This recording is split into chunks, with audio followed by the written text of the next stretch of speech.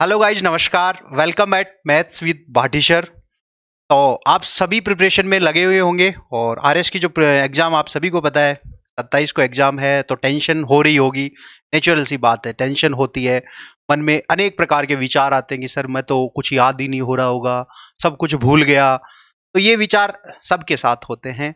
एक जब आप प्रिपरेशन करते हो, भाई जो प्रिपरेशन करता ही नहीं है, भाई डूबने का डर किसको है? जो समुद्र में उतरेगा उसको डर लगेगा ना। तो तुम लोग तैयारी कर रहे हो इसलिए तुम लोगों को डर लग रहा है। जिस व्यक्ति ने तैयारी की नहीं है उसको कभी डर नहीं लगता। तो यदि मैं तो आपको कहूंगा, यदि आपको थोड़े मन में घबराहट है, डर लग रहा है, आपको लग रहा है कि भूल गया, तो ये अच्छे साइन है, मतलब कि आपने प्रिपरेशन की है, इसलिए आपको वो चीजों का डर लग रहा है। ठीक है, तो आपने जितना अभी तक प्रिपरेशन कर लिया है, अब लास्ट टाइम जो आपका है वो है, जितनी चीज आप कर चुके हैं उसको समराइज कर लीजिए। लास्ट टाइम आप जैसे इकोनॉमिक सर्वे है, इको सर्वे, इको सर्वे वाला सेक्शन है, करंट अफेयर वाला सेक्शन है, पॉलिटी वाला सेक्शन है। इन सेक्शन पे आप सबसे ज्यादा क्या कीजिए, इन पे फोकस कीजिए सबसे ज्यादा लास्ट टाइम में। यदि आप, क्योंकि ये भूलने वाली चीजें होती हैं, यहाँ पे फैक्ट्स काफी होते हैं, तो इन पे आप फोकस कीजिए।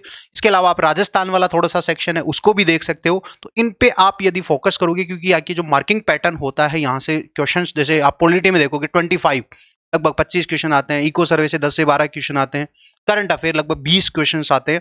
तो इनको यदि आप फोकस करोगे तो आपका एक सेफ स्कोर में आप चले जाओगे। ठीक है, तो लास्ट टाइम यही है सबसे मेन जो चीज होती है कि एक तो घबराहट होती है। तो घबराहट के लिए आपको डरना नहीं है, सबके साथ घबराहट होती है। मेरे पास डेली कॉल आते हैं, मैसेजेस आते हैं, हाँ, जो एस्पिरेंट्स हैं उन सब के, सर ये हो रहा है। तो ये नेचुरल चीज है। मैं तो अपना स्टोरी, यदि मैं मेरी कहानी बताऊं, कि जब मैं परीक्षा सेंटर पे देने गया था, प्रीलिम्स देने गया, तो उसके 10 मिनट बचे हुए थे एंट्री होने से पहले।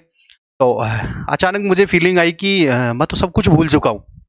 अचानक से मुझे सीरियसली, मतलब ये कहानी नहीं है, मतलब रियलिटी है ये, कि मुझे फीलिंग आई कि मैं सब कुछ भूल चुका हूँ और मुझे तो कुछ भी याद नहीं है। तो फिर मैंने घर पे कॉल किया बड़े भैया को कि भाई ये लग रहा है मेरे को। तो उन्होंने कहा कि नहीं, ये कोई बात नहीं है, नेचुरल लगता है। फिर मैं गया और जाने के बाद में पेपर अटेम्प्ट किया, तो वहां सब कुछ आ रहा था, लगभग 120 120 मेरा स्कोर रहा फिर प्रीलिम्स में।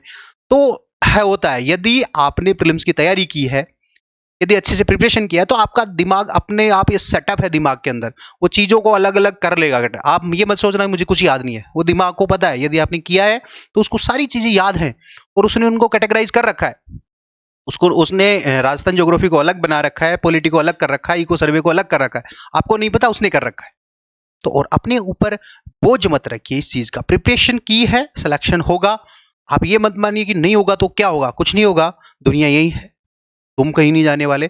इस चीज को इतना हुआ मत बनाओ। ठीक है, जितना पॉजिटिव रहोगे, जितना कूल रहोगे, रिजल्ट उतना ही बढ़िया आएगा। ठीक है, और अच्छी नींद लेना एग्जाम से जाने से पहले, तो अच्छे से तैयारी करोगे तो कोई दिक्कत नहीं है, मस्त रहिए। ठीक है, तो लास्ट टाइम में आपको ध्यान रखना है कि आंसर जो अपनी जो बुकलेट जो भरनी है, आपको बबल्स जो भरने हैं उनको टाइमली भर लेना हो। जल्दबाजी कर दो तो उसमें गड़बड़ हो जाती है, चीजें फिर छूट जाती हैं, या तो भरा ही नहीं जाता या आप गलत भर देते हो।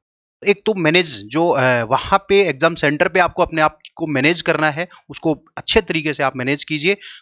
रिजल्ट बहुत अच्छा रहने वाला है यदि आपने बहुत अच्छी प्रिपरेशन की है। Best of luck.